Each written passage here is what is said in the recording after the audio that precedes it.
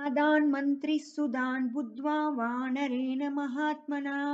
रावणसंवृताकाराश्चकारमतिमुत्तमा सविरूपाक्षयूपाक्षौ दुर्धरं चैव राक्षसं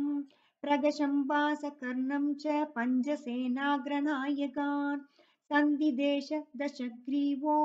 वीरान्नयविशारदान् हनुमद्ग्रहणे व्याघ्रान् वायुवेगसमान् युधि यादसेनाग्रहा सर्वे महाबलपरिग्रहा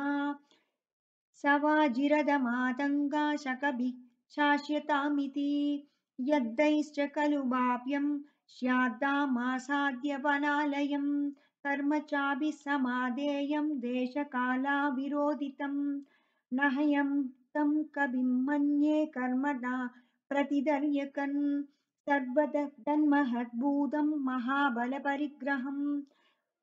भवेदिन्द्रेण वा सृष्ट महत्मदर्थं तपोबलाद् सनागयक्ष गन्धर्वा देवासुरमहर्षयः युष्माभिसहितैः सर्वैर्महासह विनिर्जिता दैरवश्यं विदातव्यं व्यलीकं किञ्चिदेव नः तदेव नात्र सन्देह बृहस्य प्रभु गृह्यताम् नावमान्यश्च युष्माभिर्हरिक्रूरः पराक्रम दृष्टा हि हर पूर्वं मया विपुलविक्रमः वालिश्च सह सुग्रीवो जाम्बवांश्च महाबलः नीलसेनापतिश्चैव ये चान्ये दिवि विधातयः